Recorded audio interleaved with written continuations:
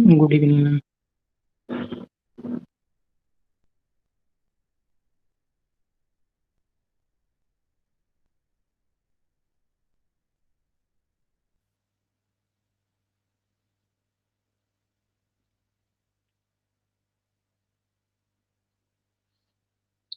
Hello, am I audible to all of you, ma'am?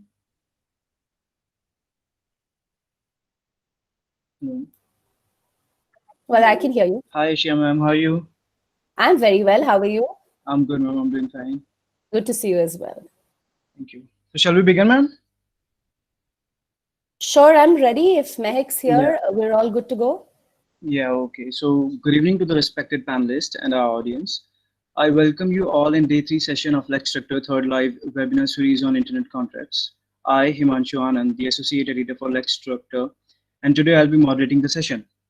So before proceeding with today's session, I would like to announce to all of you, our participants, that please turn off your camera and audio. And to ask any queries, kindly type it in chat box or use ask questions option available here. So the today's topic, as you all know, is penology in internet contracts, a discussion on penal provisions and consequences in light of Indian laws. The panel for today is sharing by respected dignitaries, Advocate Shia Mani ma'am and Ms. Mehak Bajpa ma'am. So, Advocate Shia Mani ma'am is currently holding the position of Advocate on Record of the Supreme Court and practicing at the Supreme Court, Delhi High Court, and the district courts at New Delhi in the field of cross-border dispute resolution, civil, criminal, matrimonial litigation. Being a graduate from National Law University, Gujarat, ma'am has also pursued the Bachelor's of Civil Laws program from University of Oxford on the prestigious Dr. Mrs. Amruti Salve Scholarship sponsored by Senior Advocate Dr. Harish Salve. She is specialized in international criminal law and as a recipient of the Oxford Global Justice Award 2015 for Public International Law. She assisted the President Judge of the International Residual Mechanism for the MICT, a UN War Crimes Tribunal at Hague, Netherlands. So currently, apart from being in litigation, ma'am has also been appointed as a visiting faculty at NLU Delhi and adjunct faculty at Lloyd Law College, Greater Noida. We thank you, ma'am, for her auspicious presence and honoring our session with her intellectual presence. Moving further, we have another panelist with us. Ms. Mehak Bajpai, ma'am, is currently holding the position of Research Associate in the National Law University, Delhi, as well as the Committee for Reforms in Criminal Laws, Ministry of Home Affairs. Beside ma'am is also the columnist for Indian Express, the Associate Editor for Journal on International Human Rights, and practices as well as the legal research for Chief Justice of Delhi High Court, Geeta Mittal. Mehak ma'am has co-edited with Professor Dr. G.S. Bajpai in the book Victimological Narratives on Gender Violence, published by Serials Publisher. We sincerely thank you, ma'am, for your auspicious presence and honoring our webinar with your presence. So without further intervention, we will now proceed to the commence this session. Over to you, Shia, ma'am. Please continue. Thank you, Himanshu, for that introduction, and my good evening to Mehek as well. Yes, who is sharing the panel with me today. And I'm Good evening. Good evening, Shreya. good to see you as well. So I just want to inform you before you begin, I'm facing, ironically, problems with my internet today. So that's why I've kept my camera shut. So I just wanted to inform you that. We can Yeah, hear I'm you, just being I guess. polite somehow. No problem, That's ma'am. No problem. absolutely fine. Yes, so I'm hoping that I can kickstart the session and then you can take over and hopefully fix your camera issues by then if we All can right. possibly. Yes. Okay, so a very good evening to all of you and everyone's who've probably logged in to listen to us. I think the topic for the day is quite interesting. It's related to some very interesting aspects of the law, which I have very keenly studied at the University of Oxford. So I'm going to look at this from a classical practitioner view. So I'll take you as close to a dispute resolution practice as I can. And I think my target would be to sum up the laws for you in this particular half an hour of time that I have to talk to you before Mehek takes over. And I will try and breeze you through the applicable law as such, because I think that's very, very important for you to have a backdrop of. Again, I'm not teaching of any particular book. I'm just going to be discussing with you my thoughts and what I feel about these issues. So today we're discussing about internet contracts. We're essentially discussing about online contracts. So I think one of the most important things to remember is and recall is that it is the day and age of the internet, and the COVID times have shown us that it is going to be the electronic contracts or the internet contracts which are essentially going to rule the world. Now, what happens is that you can either sign electronically a contract, you could affix a digital signature, because we have now recognized digital signatures. So remember that as lawyers, you do require a type 2 or a type 3 digital signature. So whenever you all will become lawyers in some months or years, hopefully, you will all have to acquire a type 3 password coded sort of a digital signature, which has a public key that goes with it. Okay, and these are affixed digital signatures, which almost all e-filings will require very, very soon. So right now we're having a cut, copy, paste methodology when it comes to any sort of electronic filings in the court. But you will see very, very soon, of course, contracts essentially when it comes to dealing with businesses online, specifically internet and electronic contracts already have a mandate of digital signatures. So there is a mandate within the Information Technology Act 2000, which we will be discussing today, and I'll be breezing you through the act. That does require this particular sort of a criteria to go with the document, unless it is to be made admissible in a court of law tomorrow. So very, very important nuances from a corporate law perspective, from a dispute resolution perspective. If a company is going into winding up, directors' liability, what sort of extent of electronic contracts can we have, sale purchase agreements, buyer's agreement, any sort of builder agreement, everything is now coming on the internet. So the terminology of, say, an Information Technology Act, which came in the year 2000, which was targeted towards an e-commerce development at that point in time, has today advanced to a very wide range of aspects. Today I'm utilizing, and I'm trying to utilize, that particular Information Technology Act of 2000 to almost all arenas and avenues the moment I come across a contract online. So this discussion today becomes very, very important for you as a lawyer to understand what law is in place, because we don't have a separate concrete law. हमारे पास अलग law नहीं है जो internet contract को govern करता है. Therefore, it becomes very important to read two acts together. One is my lex specialis, which is my Information Technology Act 2000, which I'm always almost going to read with my Indian Contract Act 1872, which is going to give me my traditional contract rules. And all of these, I'm going to read thereafter with the Indian Penal Code 1860, and I'm going to also read this with my Indian Evidence Act. So this makes the web very, very interesting for us as practicing lawyers, because I now have to strategize my case accordingly, that tomorrow in a court of law, what sort of an internet contract court could go into dispute, how to draft a contract so as to avoid any sort of dispute tomorrow, how to have an effective, suppose you are in a law firm and you've been directed in a mergers and acquisitions team, in an M&A team or a project finance team to look at a contract. How are you all going to deal with these internet contracts, which are essentially being signed over the internet, discovered over the internet in a way, because we are now having all these shrink wrap and click wrap agreements, etc. So all of this becomes very, very interesting. Let's get to the specifics now. I've introduced the topic to you, so I'm now going to take you to the law, the meatier portion, okay? So you can get your pens and papers ready and make your notes whichever way you like, all of you. Okay, so what is interesting is that there is a communication happening across computers. There are servers on the computers which are essentially communicating with each other. And that is how, unlike a traditional contract, whereas there is wherein some sort of a physical form of signing contracts, exchanging information, this is excruciatingly happening over your internet servers, okay? So essentially there is a contract which is being drafted, developed, executed, performed, wherein the consideration also is being paid online. So this entire mechanism is taking place online. Now, there are three types of contracts essentially, which are internet contracts, which need to be talked about before I go to the penology aspect.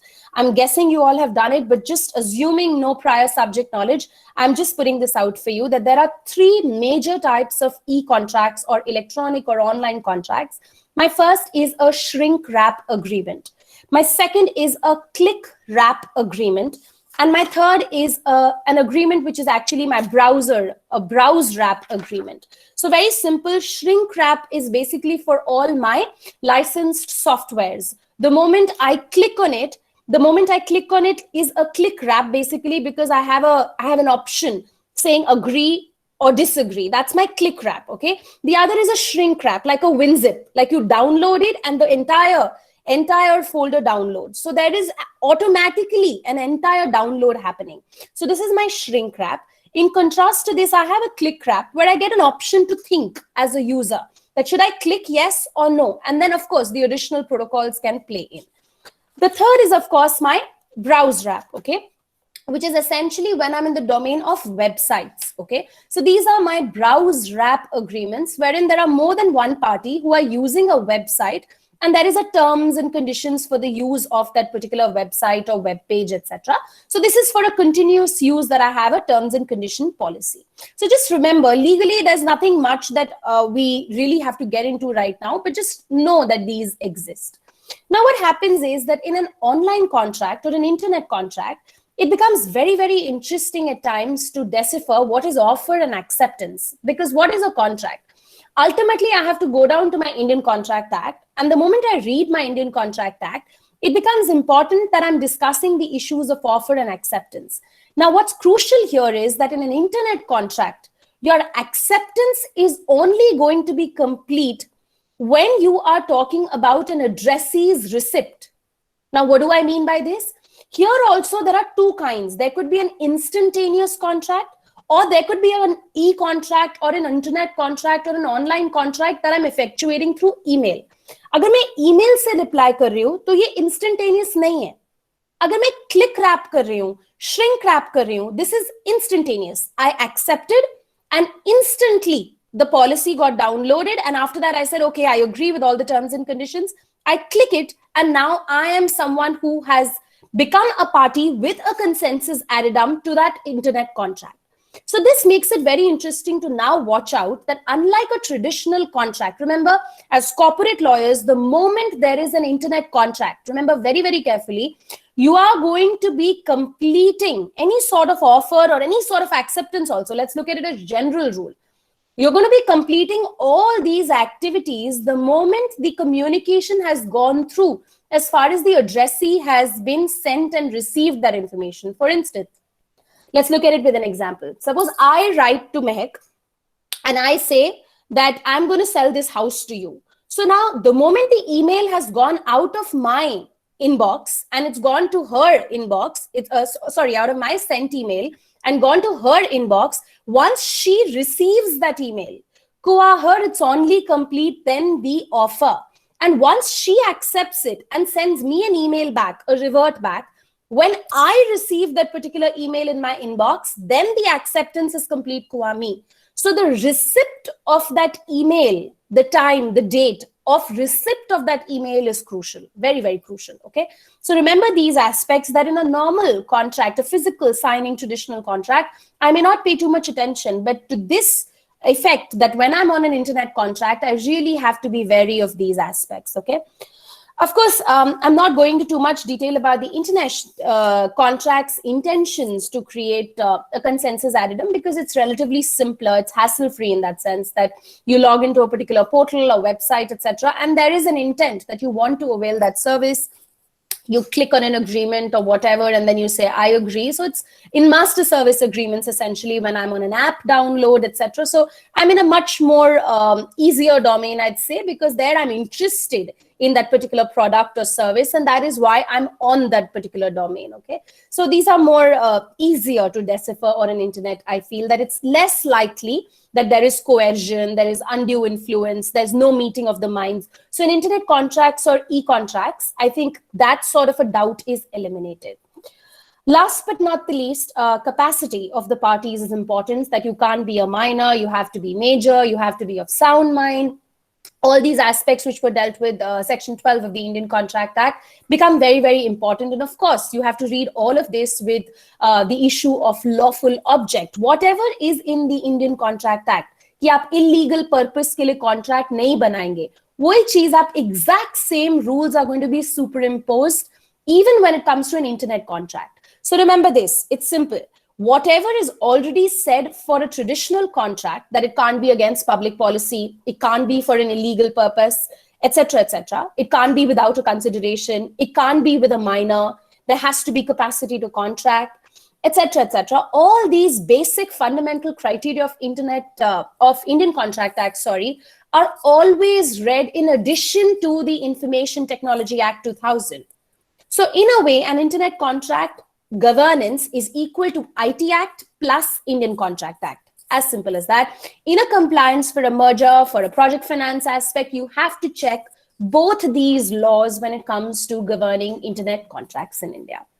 Okay.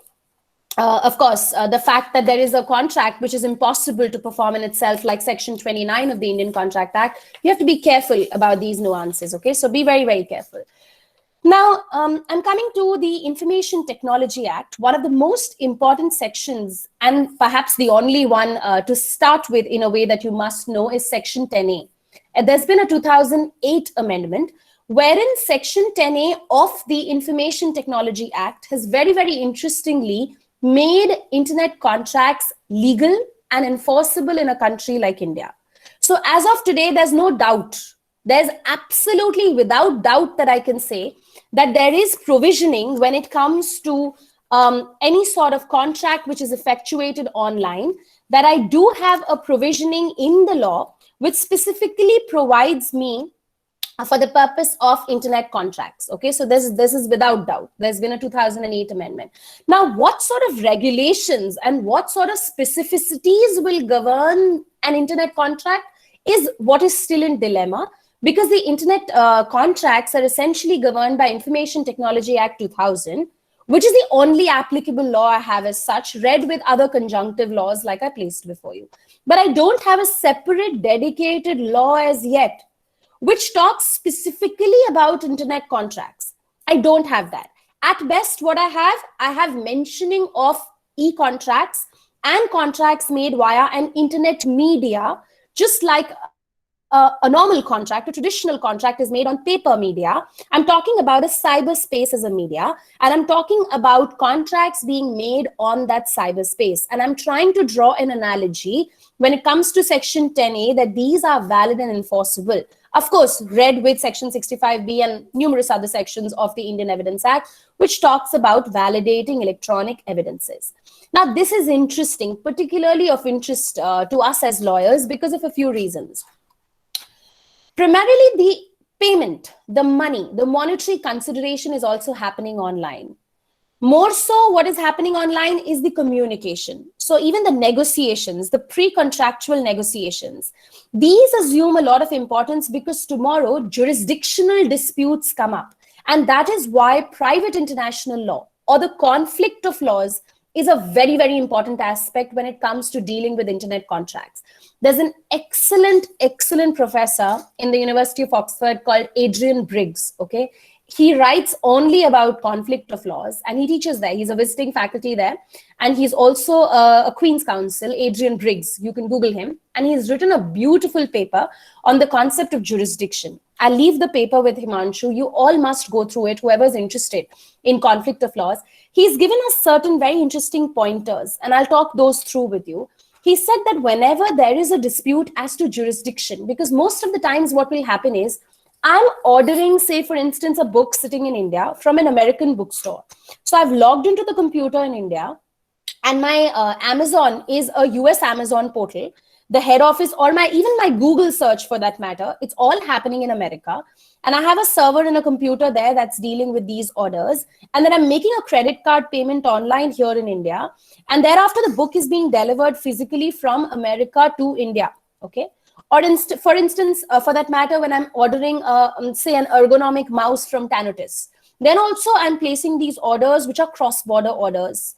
Very, very interesting aspect. So he says the first thing you should do is check your contract. And that's why the internet contract becomes important, because there is a choice of law clause there. So one of the most important things there to understand is that you check your choice of law contract, because that will determine what is your penal law applicable thereafter. So if you have a legal clause, a choice of law, the applicable law clause already enshrined in an internet contract, then there's no difficulty.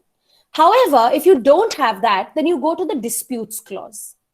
When I go to a dispute clause, what do I mean by this? That I'm going to now check my e-contract or my internet contract. Very simply, what is an internet contract? Just a contract made online. That's it. Where the interspace is my interface is my cyberspace. Now, a jurisdiction dispute will almost always arise because I'm placing the order somewhere. The order is walking in from somewhere else, and thereafter the consideration may be paid somewhere else completely. So that is why I'm discussing jurisdiction with you when it comes to conflict of laws. So the first thing is check for a choice of law clause. Second, if you don't have a particular choice of specific law which is already entailed in an internet contract, go to a dispute clause. Dispute clause means see if the contract, e-contract or the internet contract has specifically provided that should there be a dispute, this is where the law will be made applicable. Laws of this country will be made applicable. If that is there, that is your, again, a big hint. Thirdly, when it comes to penological aspects, what's again very interesting is that you have to, once you check both these, it's like one of those tick marks, okay? You check both these criteria. And then the third criteria that you sort of launch in is your domestic law. It is your domestic law, local law, which will always be there as a buffer, as a shield. It's very close to how ADR also deals with it in a way. So these sort of generic principles you must keep in mind tomorrow, because this is something you're going to use in almost all aspects when it comes to determining which law will be applicable. मुझे ये कैसे पता चलेगा कि मुझे IPC use करनी है या नहीं? Because when I look at the Information Technology Act, my section 1, subclause 2, read with section 75 of the Information Technology Act. I'm repeating, section 1, subclause 2, read with section 75 of the IT Act, makes it amply clear that there is an extraterritorial jurisdiction when it comes to the application of the Information Technology Act. But what is interesting is it says that the computer system, the computer network, or the computer should be located in India. So it's talking about a cause of action test. Very, very interesting. In Indian law, we don't have a minimum contact test like America. We don't have a real and substantial cause test like in the UK. We have a distinguished test here. We have a cause of action test. Okay. So over the years, we have developed very interestingly, and the wording of section 75 calls for a territorial, an extraterritorial application read with section 3 and 4 of the Indian Penal Code, which also talk about an extraterritorial application. So I'm talking about a penal aspect. I'm talking about a penalty clause, which I can draw from IT Act. For instance, if I'm looking at hacking, if I'm looking at a Chinese hacker hacking an Indian website or an Indian app, then I'm looking at probably the app in India, the users in India. So I can say that my cause of action has also arisen in India because the ripple effects, the ramifications, the consequences of that hacking are felt here. And there has been a computer system which has been used here to log into that app. Now, this is where section 66 of the Information Technology Act will come into handy. Read with section 75 and section 1 subclause 2 of the IT Act, read with section 3 and 4 of the Indian Penal Code. So all these will be read together, and then you will say that because the IT Act has extraterritorial application, now I can use the penalty clause prescribed by the IT Act, which is my section 66 for hacking, which penalizes hacking. So very, very interesting aspects. You have to go step by step. So understand the internet contract first, then understand the fact that there is a conflict of laws when it comes to determining jurisdiction, and thereafter understand that the IT Act will be made applicable extraterritorially wherever I can prove, irrespective of the nationality of the person, I'm not in a personal jurisdiction. Irrespective of that, Briggs says, and this is also the settled law to the extent, that when I talk about section 75, when I talk about section 1 subclause 2, read with 3 and 4 of the IPC. So IT Act read with IPC will give me the exact penalty clause, my exact penological aspect. Okay, so keep this thought in mind. I'm just briskly moving because I have another 5 minutes before I hand over to Mehak. So this is one aspect which I wanted to tell you all about. Also remember very, very interestingly that there have been a catena of judgments. I'll leave you with some which are really interesting. But before that, I want to also tell you that apart from the penal aspects, there are, of course, the Indian Contract Act remedies for breach of contract. So for damages, Hadley versus Baxendale, my 73 and 74, Apart from that, my quantum merit, where I'm asking for all those times when the contract, before being declared illegal, whatever was legally done, suppose there's a reputable breach in the internet contract, or there is an illegality detected in the internet contract. So predetermination of that illegality, whatever was not illegal, all of that has to be restored like an estoppel. That's my quantum merit. I can also seek under Specific Relief Act and injunctive relief. Okay, so these are my civil remedies which run concurrent to my, concomitant to my criminal law remedies, okay, which are of course my penal aspects. Right, okay. So if you look at the IT Act, it runs from section 65 and it goes up until section 71. So there are numerous sections which talk about whether you tamper with a computer document, you hack into a system, 66B, 66C, DE, cheating, phishing, cyber terrorism, 67, any sort of obscene content being published. When the boys' locker room issue happened, this came into a big discussion at that point in time, especially with respect to the liability of intermediaries, because there was section 79, which was a part of which was read down by Shreya Singhal's case, that what about the intermediary? Because it was on Instagram that those boys of that particular school, I'm not going to name that college or school, were having a chat about. So that's interesting, because that tells you that to what extent an intermediary will be held liable. Of course, if the intermediary has knowledge, and even after being given that particular knowledge from a court order or a government agency, it has to immediately take down the objectionable content. And if it doesn't, then of course, I'm going to read my intermediary rules, read with my section 79, very, very interestingly, of the IT Act, which talks about the role of intermediaries, and that makes it incumbent upon them also to be held liable to that extent. But you'll have to prove that. The time and date when the objectionable content was pulled down and when they got intimation or personal knowledge thereof, okay? So important, interesting aspects arise here as well. So go through section 65 to 71 of the Information Technology Act 2000, everyone, for just knowing, just have a look at the index. It's a very brief sort of a table, just have a look at it. I'm not wasting time. I want to tell you one last thing before I sum up. I've discussed jurisdictions with you. Yes, there's one more important thing which I have to tell you.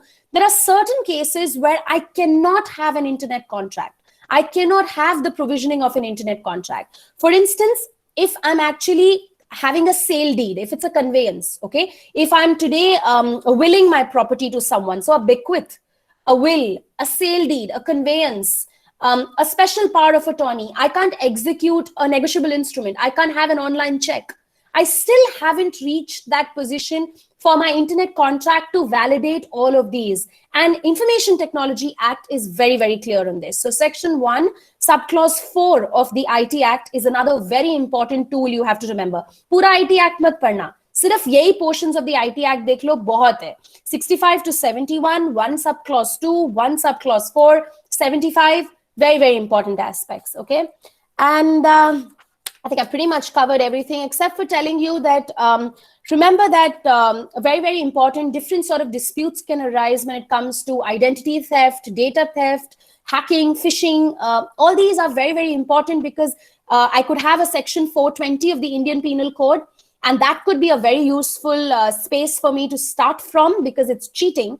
And then I could lead to a criminal breach of trust like section 406 of the Indian Penal Code. So whenever I'm lodging an FIR, even before the cyber cell, say for a hacking or a phishing, I'm also going to include the IPC provisions when I'm lodging that particular cyber cell police complaint, because I'm going to read all of this with the IT Act. So remember that. And of course, unless I'm in the domain of another lex specialis like a Consumer Protection Act, or if I'm in a trademark infringement, then I'm in IP laws talking about passing off Dow Jones case, etc. So there my domain becomes completely different. I'll have other lex specialises as well. But remember, you've got your base, it's like a sponge cake.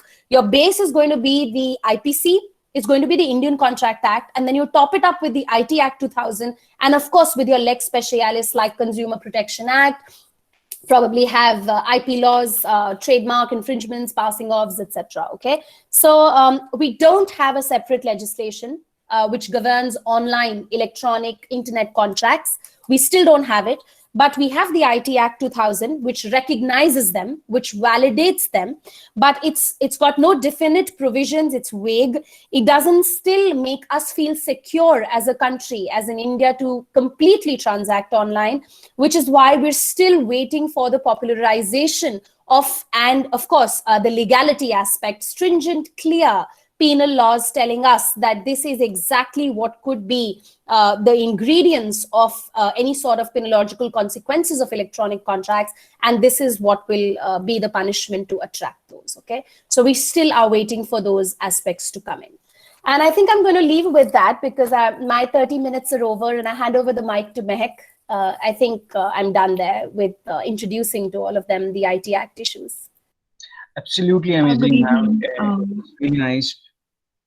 Yeah, sure, ma'am. If you want to Yes, continue, yeah, that was a wonderful session. I think she's also briefly touched upon IPC as well, and that was really great because you know how you derive from existing laws, because you don't exactly, because the provisions are so vague, unclear. There's no penology of e-contracts as such, I would say. So it's really great how she took us through IPC as well. So I would just very, very briefly. I'm sorry, Himanshu, do you have to say something? No, ma'am, you can carry on. It's on to you. I was just thanking ma'am. I was about to thank ma'am, so it's not a problem. We have already shortened the time, so you can carry on, ma'am. All right. So as I said, this is going to be a very a BLLB discussion on Evidence Act. Okay. Yes. Because it is, so you have to get your basics right first. So this is going to be a normative discussion because, very simply put, contracts as such, they are admissible evidence in Indian courts. Okay. So the question which arises here is whether the same provisions which apply with regards to the admission of normal, let's call it a normal contract, are applicable for e-contracts as well. Okay.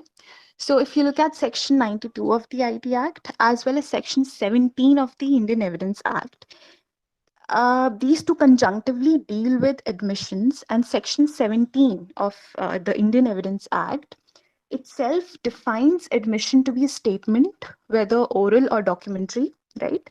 Focus on the word documentary, or contained in electronic form, also electronic form, which has any kind of inference with any relevant fact of a case. Now, it is actually Section 65A of the Evidence Act that is used by the courts in India to recognize e-contracts as valid evidence. Okay. Section 65A says that electronic records can be proved at the court of law by way of complying with the provisions of 65B of the Indian Evidence Act. Okay, so 65B deals with provisions with regards to admissibility of documents as evidence under the Act. Okay. Now, secondly, affixing a digital signature to an e-contract is valid proof of consent under Indian Contract Act. I am sure you've gone through Indian Contract Act as well in the last 2 days. So such an e-contract with a genuine digital signature attached to it can be admissible evidence under the Indian Evidence Act 1872. Okay. The Evidence Act under 73A, then it talks about validity and genuineness of such digital signatures.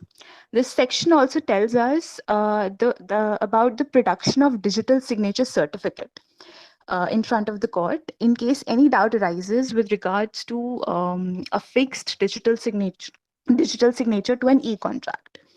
Therefore, the point of this discussion is that now we can see that e-contracts have valid evidentiary value in the eyes of the Indian courts under 65A of Indian Evidence Act.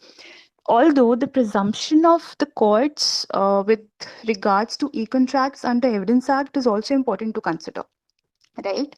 But you cannot, I mean, I have to take you through these provisions one by one because that is the point of discussing Indian Evidence Act, okay? Because my discussion is totally normative and focused on the Act. So if you can open your Bare Acts. So if you look at 85A, 85A talks about presumption of courts with regard to electronic agreements and says that court shall presume that every available electronic recording which has an electronic signature fixed to it shall be a valid evidentiary value under Indian Evidence Act. Okay. So although there are few restrictions on such presumptions, which we'll discuss in the subsequent sections. Okay. So 85B, this tells us that court will presume that e-contract and or documents which are being presented in front of it have not been tampered with. Okay, that is they are presented in their original form without anyone making any alterations in it. In case it has been proved that such records have been tampered with, the secure status of such information shall be required to be maintained until a specific time. 85B also tells us that once a digital signature is affixed to an agreement available online, such shall be presumed by courts to be an acceptance of such agreements. Okay, this is very important. In the similar limb, there's section 85C, which is just briefly talks about how, if a digital signature is affixed to a particular document, then the court will presume that document is true and correct. Okay. Now come to 88A. Okay. The fact that we have the purpose we have this section is to define the terms addressee and originator concerning an e-contract. So it mainly talks about the power of the court with regard to presumption of the addressee of an electronic communication.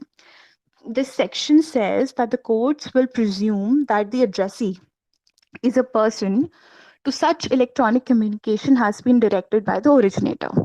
Though, as per this section, the court does not have any power with regard to the presumption of who the originator of the thread of electronic communication is. Okay.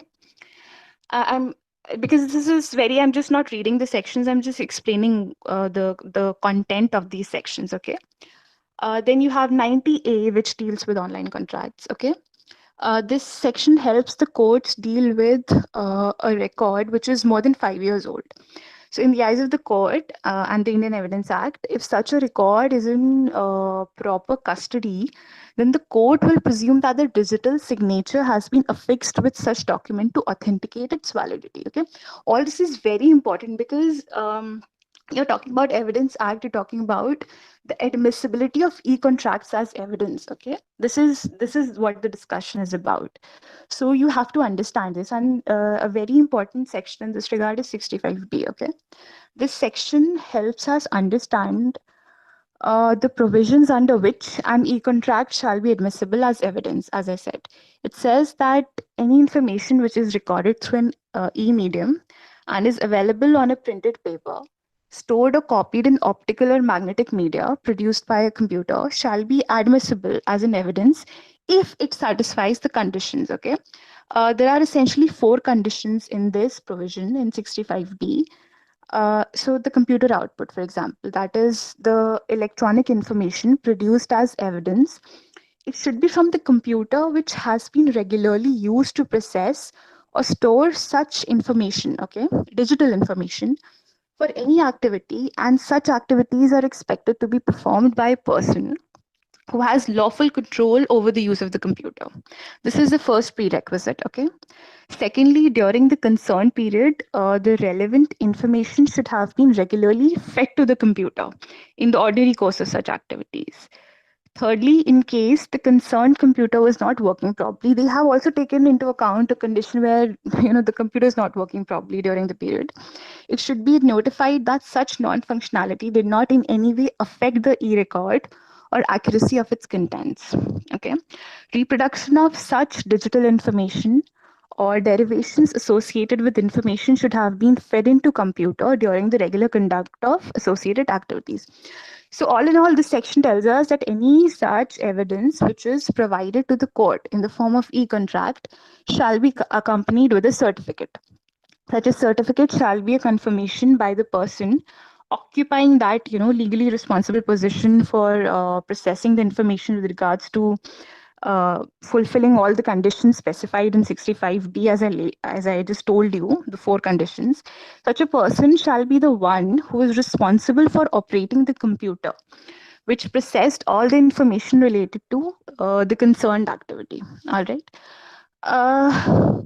Okay, so just Indian Evidence Act values e-contracts in the same way as it does for written or verbal contracts.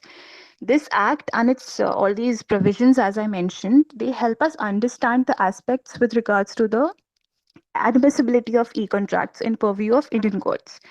This act it helps us to understand the extent of presumption which can be made by the courts in India under this act concerning evidence recorded by means of electronic medium. Presumption with regard to certain provision concerning e-contracts under this act, this has been left open for interpretation by the courts. So because with the growth in internet related activities through digital mediums, more precise regulations with regards to e-contracts are required, as Shreya also very rightly mentioned.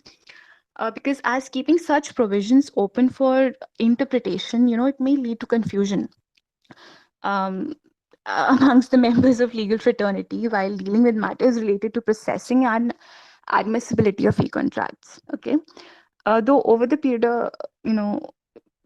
Indian legal regime has, I would say, sort of adapted itself to deal with technological advancements, but there is definitely a lot of scope for improvement in the processes of dealing with e-contracts under Indian law. So that's all from my side.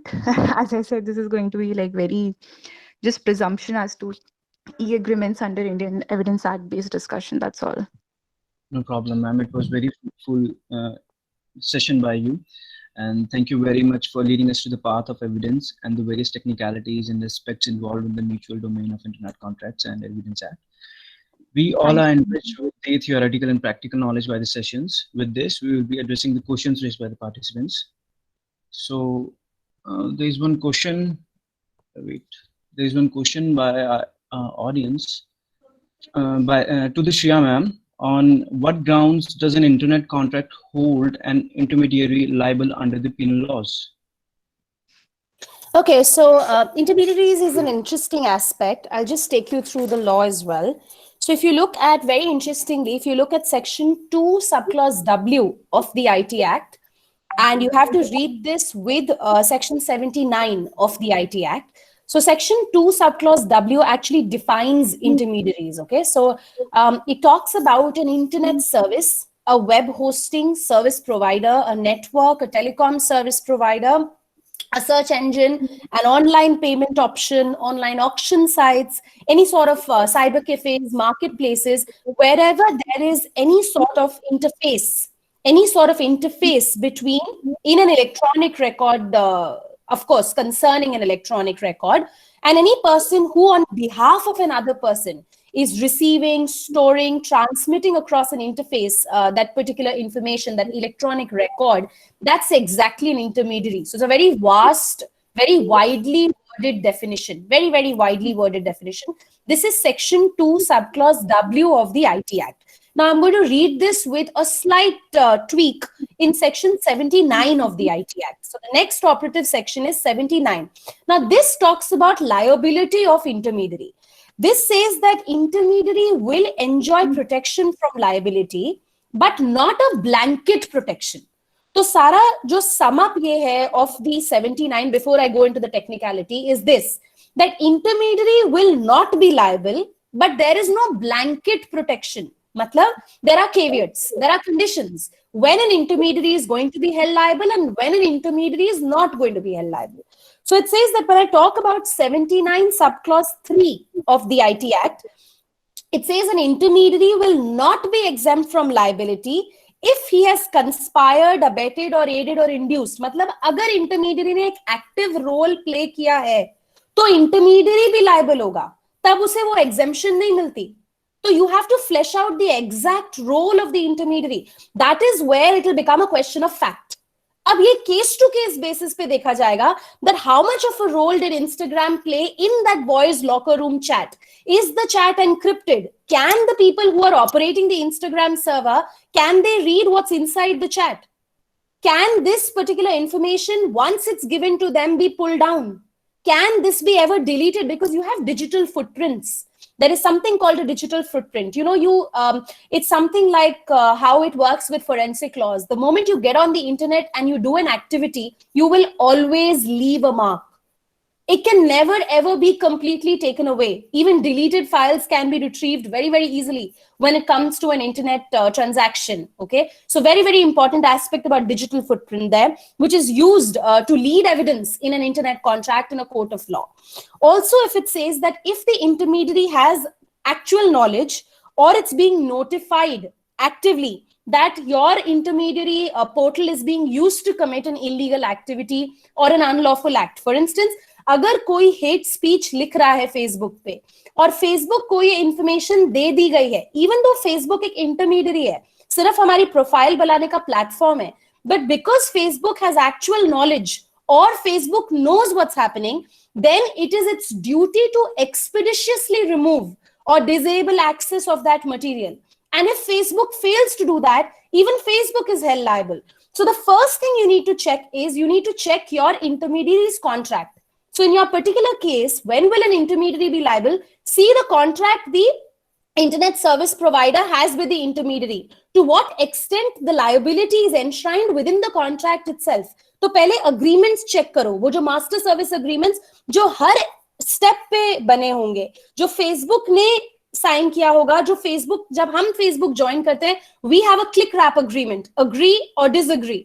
So we also sign a service agreement there. So we check that also, that Facebook will say, I'm not going to be held liable for any sort of personal opinions expressed by the people who make their profile on Facebook.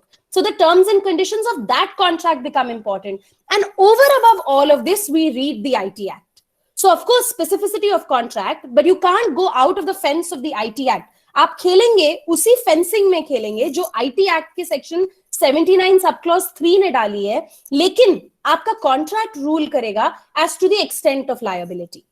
Okay, that's the way you need to look at it, of course. And it's important because there was Shreya Singh's case, which had read down a portion. The division bench of the Supreme Court had read down a portion of 79(3)(b, and it now says that an intermediary, upon receiving actual knowledge from the court order or government or any sort of third-party agency, knows that there are unlawful acts relatable to 19 subclause 2, and if it fails to expeditiously remove or disable access to such material, then it is going to be liable. तो अगर कोई hate speech लिख रहा है, कोई उस hate speech को share कर रहा है, कोई किसी comment को public करके उसको share कर रहा है, once it is notified or there is deemed actual knowledge, तो फिर वो portal भी और वो सारे लोग जिन्होंने share किया, all the boys in that boys locker room chat on Instagram are also liable because they are transmitting, storing this electronic information as liability of intermediaries also,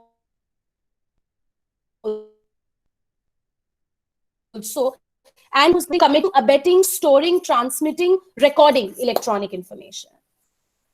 Okay, yeah, that's it from my side. Thank you so much for clearing the doubts of the audience, ma'am. So I have one more question to the Mahak ma'am. It's if you are able to listen, ma'am, can you please switch? Mahak ma'am, am I able to? Hello, Mahak ma'am, are you able to listen? Hello, am I audible? Hello. Yes, ma'am. Yes, very well, loud and clear. So, ma'am, there is one question by the audience. If the electronic record concerning an internet contract taken from a computer database, which is prone to get corrupted, can be admissible as an evidence, even if it is not corrupted at the time of signing?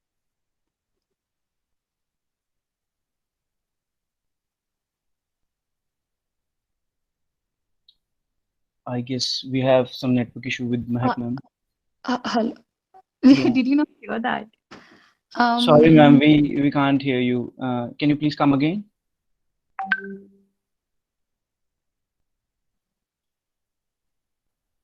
Ma'am, we are not able to hear you. I guess there's some technical glitch from your side.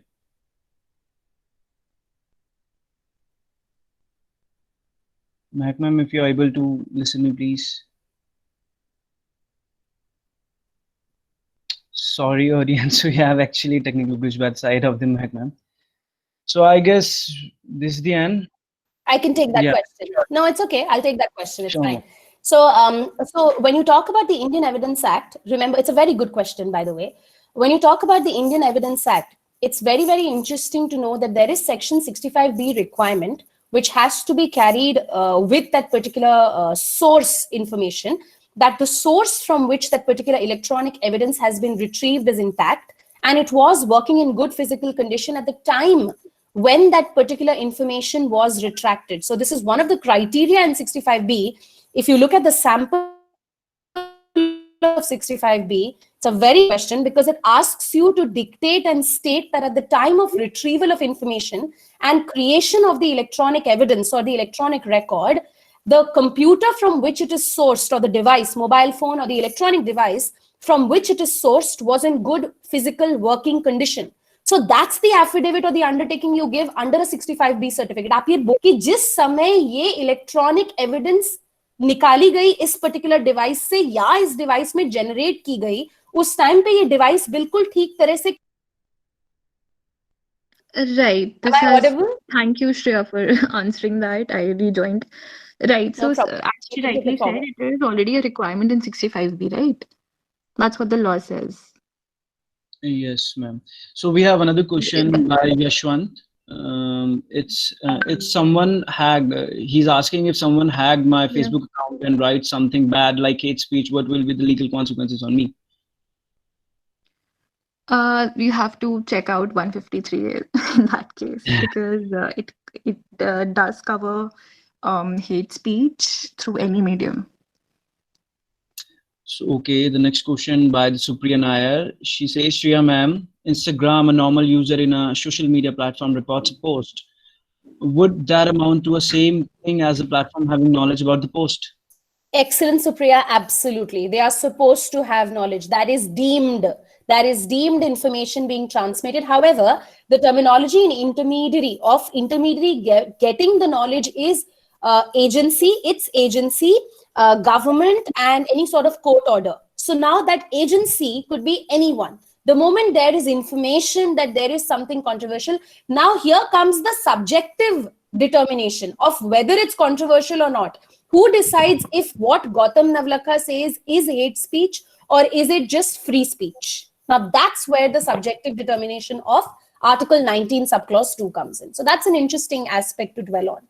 That's a separate Lex Structor initiative to be taken for a separate cause. Thank you so much, ma'am. Thank you so much to the both of the panelists. So we are now left with no further questions. With this, we have come to the end of this session, as well as the third day webinar session organized by LexStructor. I, on behalf of LexStructor, sincerely thank to our esteemed panelists for the highly informative and insightful session, and our audience who are delightfully attending the session for 3 consecutive days. Thank you, all of you, and we intend to see you all in our future events as well. Have a good night and have a good evening. Thank you so much, ma'am. Thank you, Himanshu. Thank you for having us. Thank you, Thank you, audience. Himanshu. Thank you, Mehak. Thank you, Thank you, Shreya. everyone. Yes. Thank you. Bye-bye. Thank Good evening. Thank Bye-bye. you.